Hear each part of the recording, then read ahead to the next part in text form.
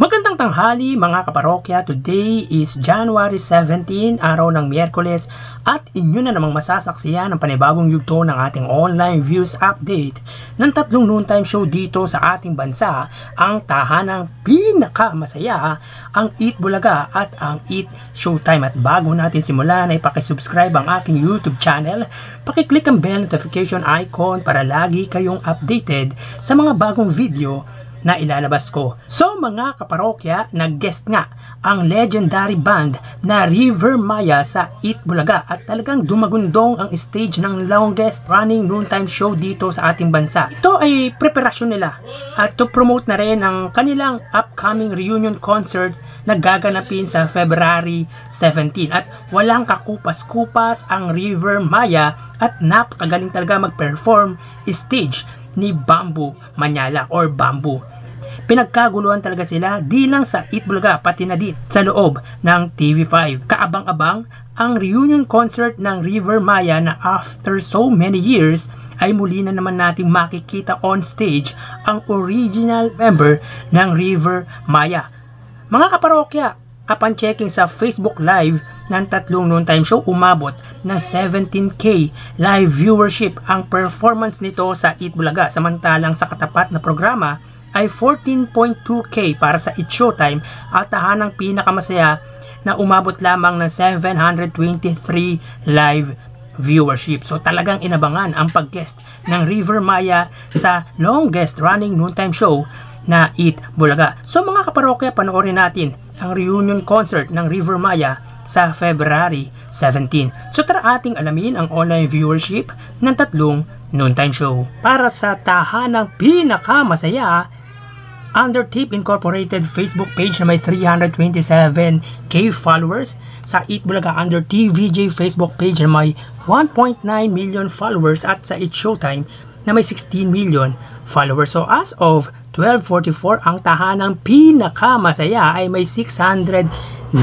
live viewers. Ang Eat Bulaga naman ay may 14K live viewers at ang Eat Showtime ay may kasalukuyang 20K live viewers. So click po natin. As of 12:44, sila ay may 613 live viewers.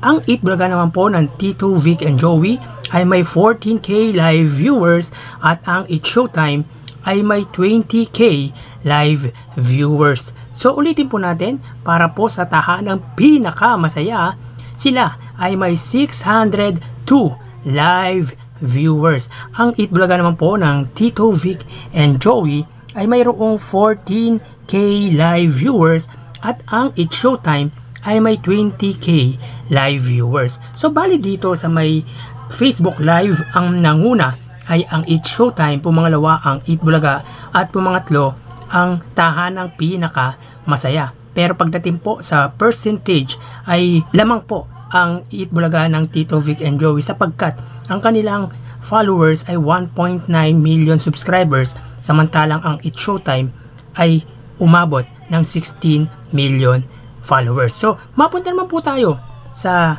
YouTube channel ng tatlong noontime show at unahin natin ang YouTube channel ng tatlong TV station. So para po sa tahanang pinakamasaya, under GMA YouTube channel na may 34 million subscribers. Ang Eat Bulaga naman po under TV5 Philippines na mayroong 1.63 million subscribers at sa Eat Showtime under sa ABS-CBN Entertainment YouTube channel na may 46.5 million subscribers. So as of 12:46, ang tahanang pinakamasaya under GMA Network ay may 1.9K live viewers. Ang Eat Bulaga naman under TV5 Philippines ay may 49K live viewers or 50K live viewers at ang Eat Showtime under ABS-CBN Entertainment ay may 94K live viewers. So ulitin po natin, as of 12:46, ang tahanang pinakamasaya under GMA Network ay may 2K live viewers. Ang Eat Bulaga under TV5 Philippines, sila ay may 50K live viewers at ang Eat Showtime ay may 94K live viewers. So dito sa may TV network YouTube channel, ang nanguna ay ang ABS-CBN. Pumangalawa ang TV5 at pumangatlo ang GMA Network. Pero pagdating naman po sa percentage ay mas lamang ang TV5 sapagkat ang kanilang subscribers ay 1.63 million lamang, samantala ang It's Showtime under ABS-CBN Entertainment ay 46.5 million. So pagdating po sa percentage ay lamang po dyan ang Eat Bulaga. So mapunta naman po tayo sa main YouTube channel ng tatlong noontime show. So para po sa tahanang pinakamasaya under sa kanilang YouTube channel na mayroong 1.1k subscribers. Sa Eat Bulaga naman po under TVJ YouTube channel na mayroong 795k subscribers, at sa It's Showtime under po yan sa ABS-CBN It's Showtime na may 1.97 million subscribers. So as of 12:48, ang tahanang pinakamasaya, sila ay mayroong 141 live viewers.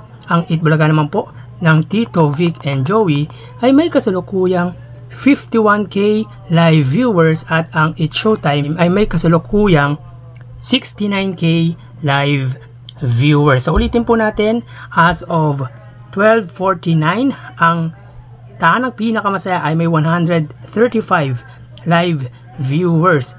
Ang Eat Bulaga naman po ng Tito, Vic, and Joey ay mayroong 52k live viewers, at ang It's Showtime ay mayroong 69k live viewers. So bali dito sa main YouTube channel ng tatlong noontime show, ang nanguna pagdating sa viewership ay ang It's Showtime.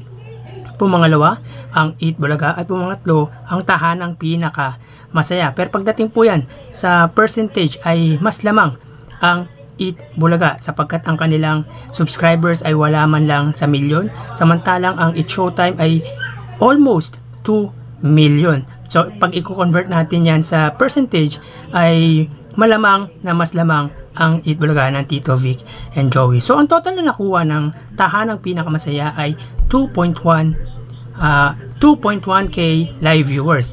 Ang Eat Bulaga naman po ay 102k live viewers, at ang Eat Showtime ay nakakuha ng 159k live viewers. So yan po ang lumalabas sa kanilang online viewership as of 12:50.